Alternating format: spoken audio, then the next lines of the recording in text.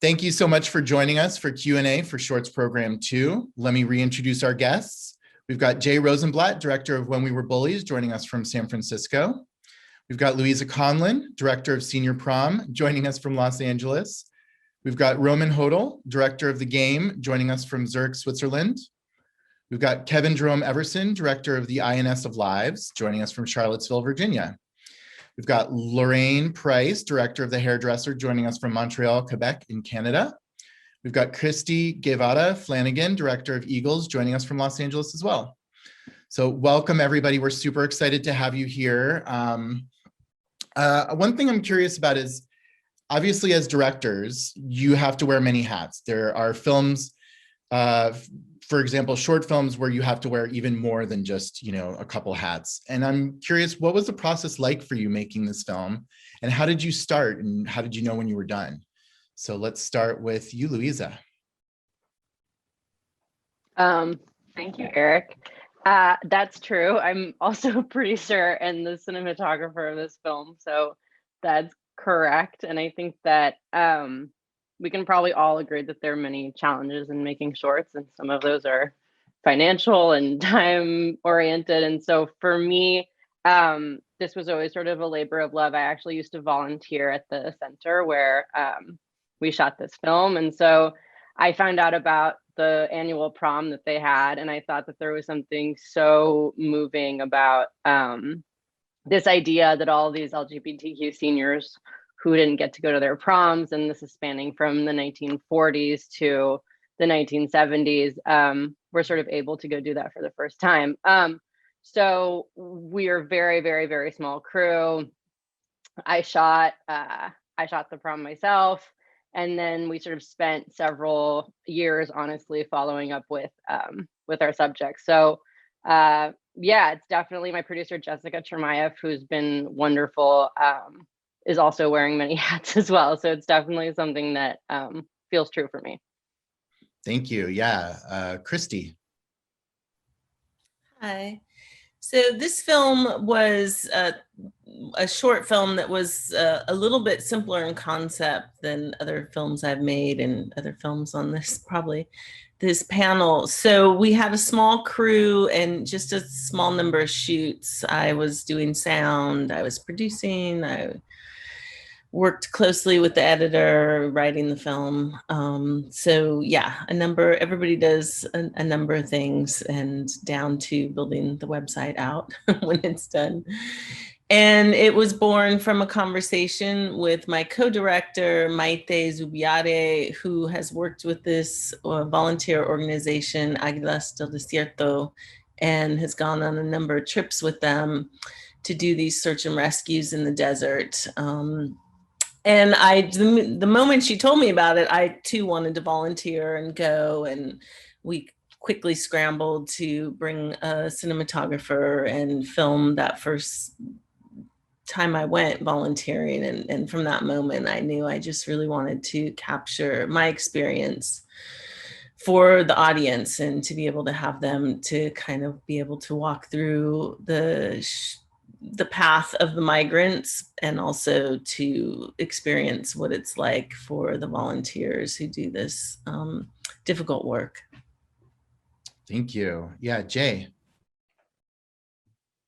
Yeah, well, it's true. I wore many, many hats.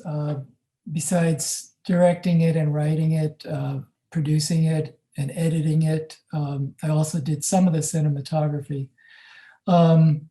And it kind of came, it's in the film. At the beginning of the film, I talk about this unbelievable coincidence that happened in the making of a film many years ago, 25 years ago. And I used to tell this story at Q&As, master classes, things like that. And it's one of my best stories that I had. And I was telling a friend a few years ago this story because she hadn't heard it. And she said, you should make a film about that. So that's kind of how this film got started. And it took almost 4 years. One of the, I guess, silver linings of the pandemic was I was able to believe it or not, speed up the editing a little, because I could do everything I wanted to do, because I usually don't finish a film until I'm completely satisfied. So I was able to do all this micro editing and getting it just the way I wanted it. Cool, thank you. Kevin.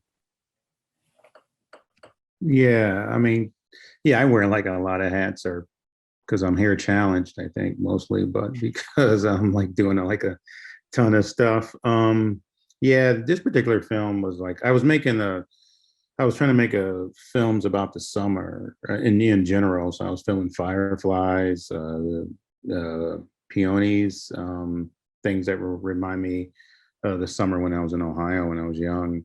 And then so I decided to hire a roller skater to skate above the Black Lives Matter Plaza in DSC. So it was mostly about this particular summer, but also too, it's about kind of figure-ground relationship. Like, the figure is in the way of the real subject, which is the landscape, which is the plaza. And and then so I had to, I haven't put on rollerblades in over 20 years, so I had to get on rollerblades to film. And I had a small crew. I had some ex-students were helping me. And then the only part that was smooth enough for us to skate on was the I and the S. So that became the kind of title, whatever. Yeah. So, yeah. That's great. Roman.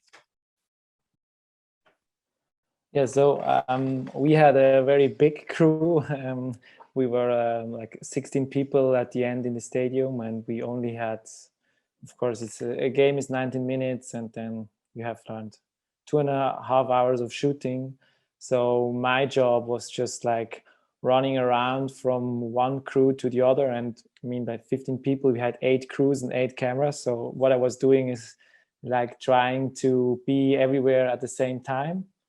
But also because of good planning, there were no big surprises. And then another job I had to do, which a lot of documentary filmmakers maybe know, is just to like explaining yourself to a lot of people. So, and in football, then I had to like explain myself to the security guy and the media relations guy and to all this, and the fans and all these people. So, and the most important thing, the crew.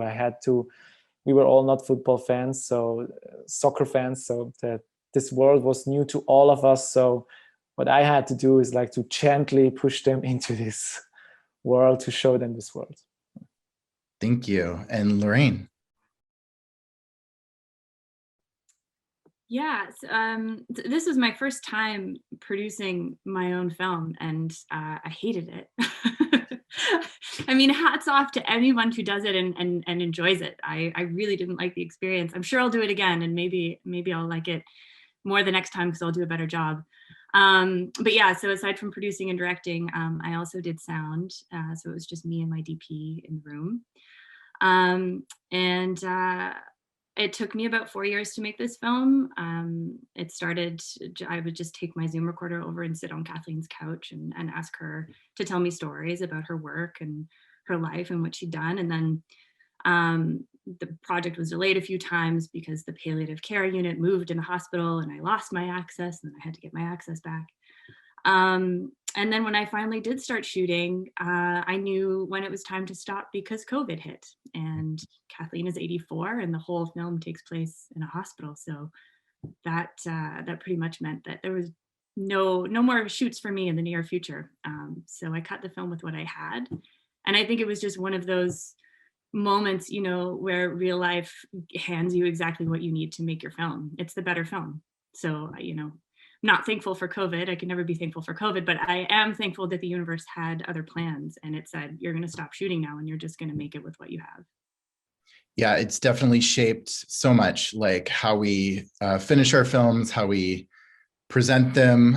So it's interesting to see that kind of interaction. So one of the reasons that I really love all your films is that they all skillfully deal with extreme human emotions, whether it's joy or despair or both. I'm just curious, how do you go about communicating human emotion or behavior on camera? And what kind of decisions did you have to make to achieve that when you were making your films? So we'll start with Luisa again. Eric, tough question.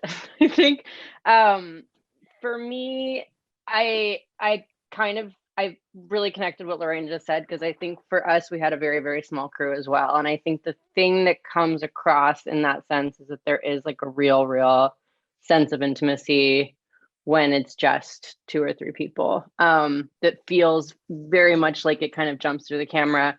And for me with this film, what I really wanted to do was kind of emulate the emotional arc of one prom night, or a sort of, if you haven't been to your prom, then some kind of, school dance where it kind of ranges from this anticipation, this excitement, and then kind of peaks at this very emotional sort of slow dance portion where everybody kind of separates out and maybe one person is left on their own.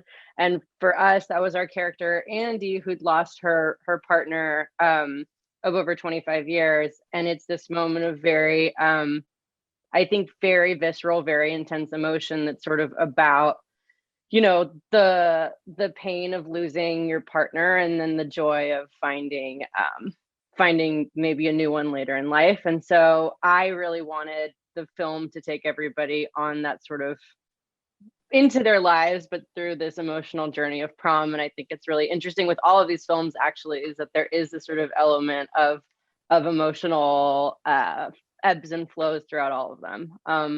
But yeah, that was sort of the goal with that.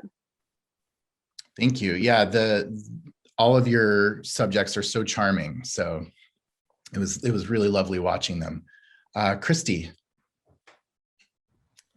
Yeah, that's an interesting question to answer as well for my film, because it's our goal was to do something that wasn't going to be sensational about migrant death, which is the subject of the film, and to also have audiences go on some kind of a journey. So we ended up playing editing it to be a little restrained so that the experience of time was emphasized, the kind of the experience of the desert and the landscape was emphasized. And so that when you see, for us, I don't want to say climax, but kind of the big emotional moment of the film is when we find human skulls in the desert, that was just not overplayed in some way, and that people could really reflect on it. And we really crafted that moment carefully with literally frame by frame, how many frames were going to be on screen and what would come before and after. And we're making adjustments to the last minute so that it just felt right and honorable to us. It's also a challenge because the film is an ensemble film and the volunteers themselves aren't expressing a lot of emotion. So in some ways the emotion is, well, a big character, the absence, those who are absent, the migrants themselves and the migrants who passed, and how do you express their emotions. And so it was all a little bit restrained in that regard, and just kind of building towards this moment that I hope audiences have can reflect on it and really consider the loss of human life in that moment. Yeah, the restraint in the film is apparent in the way that it allows you to kind of sit with these really heavy moments. So I think that you did a very good job. Thank you. Jay. Yeah, I just want to say that was a super powerful moment when the skull appeared, and I thought you counted the right amount of frames. Thank you. Thank you, Jerome. Sure. Yeah, I think that's a great question, Eric. For me, the emotional arc in films is one of the most important things. I try to achieve that through the editing, obviously, looking for those moments in interviews or in the writing, and trying to also be a little restrained, but also for this film, I would say the biggest challenge was the tone, because it's a serious film, but I wanted it also to be playful and a little light at times. So that balance was the biggest challenge to get that come across, because I didn't want to like hit people over the head with the themes, but and I also wanted to make it kind of a bit suspenseful, detective-y feel to it. So there were a lot of different tonal qualities that I was going for. Yeah, some of the depth of the film comes from the humor and the way that you're able to connect with these, with I guess you guys, and the way that you're on the search for answers. So thank you for sharing your film with us. Kevin. For this particular film, I don't know if there's much of an arc or anything like that, but you know, it's more of a situation, so to speak. And so when I'm looking through the viewfinder, I like to kind of craft the films like we're all just looking at Act 2, and the viewer can put in Act 1 and Act 3, you know, like so to speak. So when you see this like amazing body kind of roller skating around there, and you see where it is in the moment, then hopefully the viewer can just put in, can think about the conditions that would create these kind of moments, so to speak. So that's so yeah. Yeah, for me, like it took a minute for me to understand kind of where they were, where he was, and Yeah. The moment that it clicks, you're like, wow, this is a film about this gentleman's joy, and in such a serious location. So for me, that was very powerful. So thank you. Yeah, right on. Roman. Can you please repeat the question? I wasn't sure if I get it right. Yeah, sure. So for your film, I think the question was a little bit about kind of expressing human emotion and behavior on camera. And for your film, I think it's like a huge kind of perspective as opposed to like just on one person. So I'm curious, you know, how do you go about, you know, making a film where you have these big emotions and you're trying to capture them? Well, I think it's about sound. If we speak about what happens just on the pitch, because you don't see the game at all. You just see him, and of course there is emotions and mimics in his face, but everything that happens around him, of course you see the audience, but it's all through sound design. So we spend a lot of time in sound design to make it feel closer. But then on the other side, there's also for me the most important thing is the scene with the parent, because it makes him vulnerable, it makes him very human, and it makes him more than just a guy running around. And if you're a soccer fan or not, everyone has a parent, everyone knows the situation probably. If your parents come and at a sport event, or a diploma or a prom, I don't know, it's something special. It makes you vulnerable, and that's what I like about his father. Yeah, your film is so fun, and just the way that you get this feeling for the energy of the location, even though you're not watching the game, is really unique and very clever. So thank you. Thank you. Lorraine. I think I had going into production, I sort of had two questions, two unresolved questions for myself about how this is going to work. I was concerned about the fact that, given the fact that I was shooting in a palliative care unit, character development in terms of the patients was going to be impossible to achieve. You know, I could shoot with one patient one day, but there was no guarantee that even if I came back the next day that they would still be there. And so I wasn't sure how that was going to work in the film. And I was just sort of trusting that the context and the subject matter was going to carry it, and that was going to be enough. But it was definitely a question mark. I was pretty sure Kathleen was going to be okay, because she's just so endearing and lovely. And then the second question that I had was how it was going to feel to point a camera at someone in that room. And I was nervous because I was fine with, you know, people feeling uncomfortable around the subject of death. That's kind of part of the reason that I wanted to make the film. But I didn't ever want the camera to feel inappropriate. I didn't want it to feel as though the camera shouldn't be there. And I think that's one of the reasons Jacqueline Mills, it's one of the reasons we had the camera in her hands or on a monopod. We wanted her to be really mobile so that she could adjust, she could find her shots, she could, depending on what the feeling was in the room, she could move around and make sure that it didn't feel inappropriate. And then I just lucked out that Madame Lalande, Suzanne Lalande, was the patient that I shot with, because she was also just such a endearing, funny, lovely woman. And so I think, it was just sort of all of those elements coming together.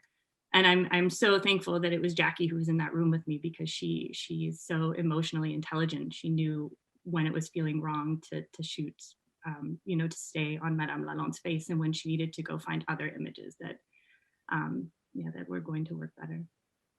Yeah, you walk a line that is very tenuous, and you do a very good job of it. So thank you. Okay, my next question I was deciding whether to ask this question or not, but I'm curious now based on some of your answers. Did the films turn out the way that you planned them to? Like, what changed, and were there any surprises while you were making the films? We'll start again with Luisa. Yes, Eric, it changed very much. And I think that the reason for that is that something about this film, like, either wanted to be one or the other, like either wanted to be very observational or it wanted to be an archival film. And I'm not sure that like the idea of merging them was always working.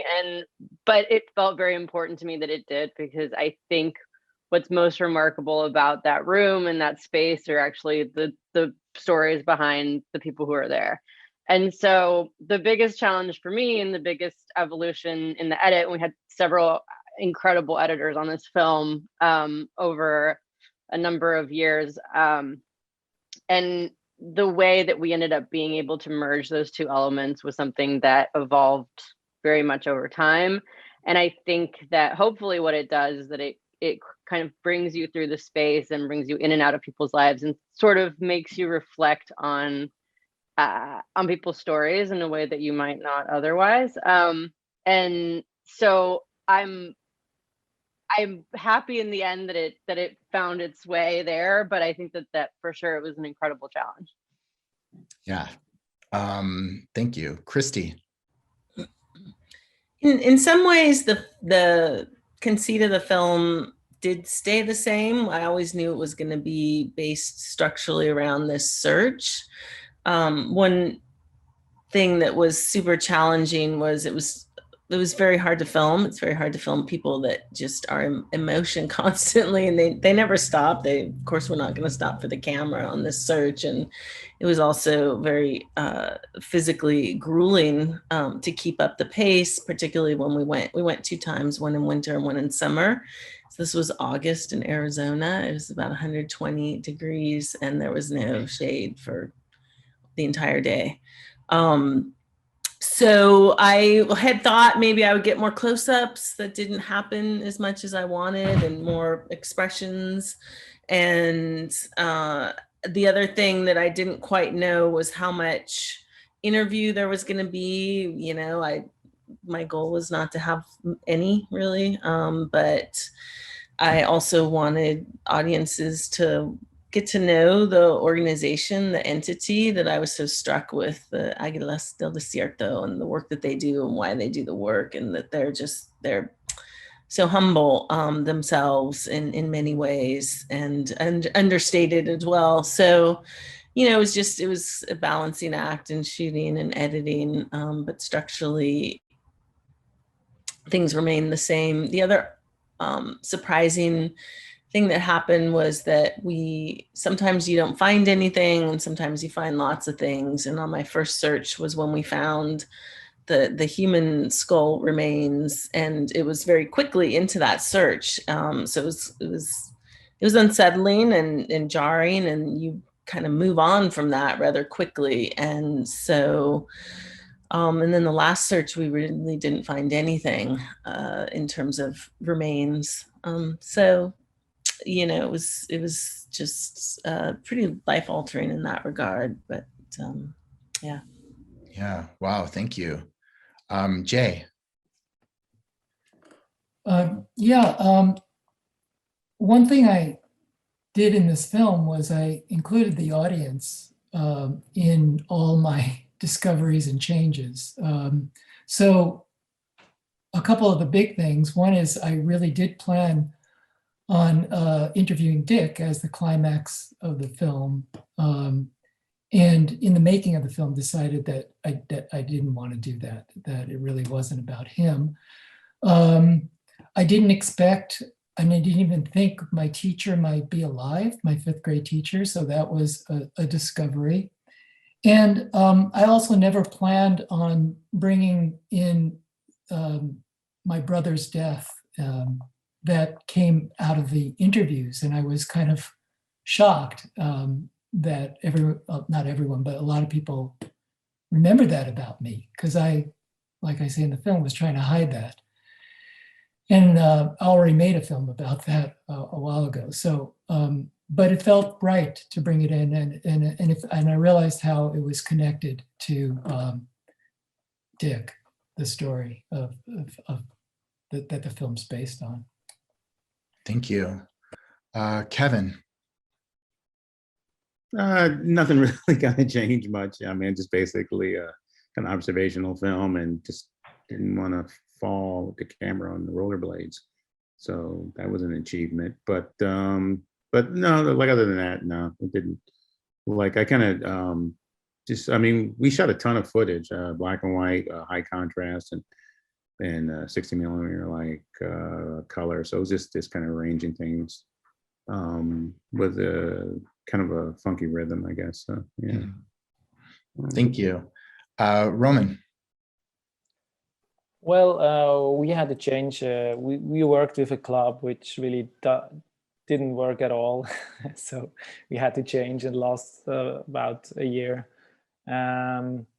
But at the end, we, like 90% you see in the film is shot on the same day. So that changed a lot. So we planned to shoot on 4 different days and then edit them together, but that didn't work at all. So I was quite nervous when we started that shooting day, because I knew that like 3 years of planning is now into that one day. And if there is no goal, there is no goal in the film. But at the end of the day, I think it's not that important. If you're well prepared and you have a good protagonist and everything, then in the editing, there will be a good film at the end. I like that. Thank you. Lorraine. I guess in most ways, I mean, I always knew the film was going to follow Kathleen through, a day or maybe 2 at the hospital. The biggest change was probably that I thought I was going to have multiple patients in the film. And then, like I said, I had to stop shooting.